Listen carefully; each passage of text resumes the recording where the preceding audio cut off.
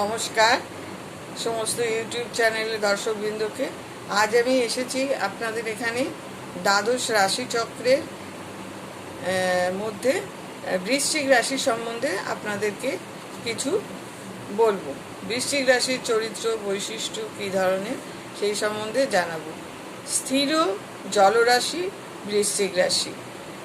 এর জল প্রবাহ স্রোতহীন জল, স্থির সাম্য এদের গতি, প্রবাহমান গতি, মন্থর ধীর, এবং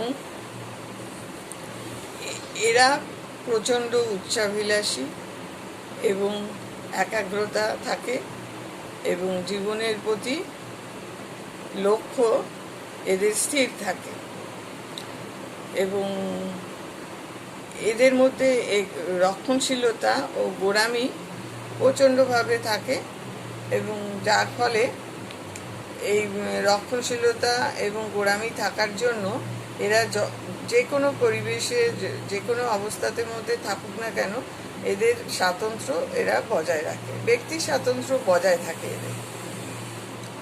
আচ্ছা, বৃশ্চিক রাশির মধ্যে দুটো বৈশিষ্ট্য বা শক্তি থাকে, একটা হচ্ছে সৃষ্টি এবং ধ্বংস, উভয় শক্তিই থাকে।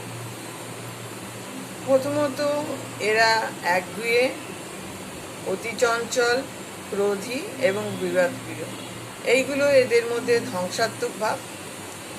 কিন্তু এই ধ্বংসাত্মক ভাবের পরে এরা নতুন একটি জীবন প্রবাহের স্থির ও সাম্য গতি থেকে পুনর্জন্ম লাভ হয়,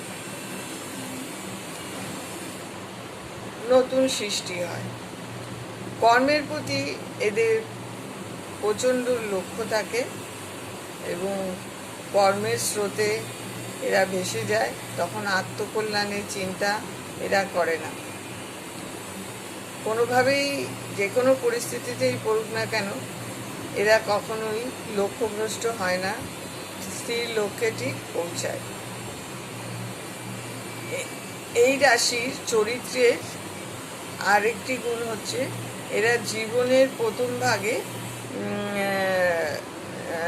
ভাগে এরা এই লগ্ন বা রাশি এর জাতক, বৃশ্চিক লগ্ন বা বৃশ্চিক রাশির জাতকেরা দম্ভ, অহংকার, ক্রোধ এবং ক্ষমতার গৌরব এদের মধ্যে প্রবলভাবে থাকে। কিন্তু শেষ ভাগে এটা এদের মধ্যে থাকে না। জীবনের শেষের দিকে আত্মাভিমান ধ্বংস হয়ে যায় এবং এরা তখন জীবনের মানে কি এবং গুপ্ত রহস্যের জ্ঞান লাভ করে।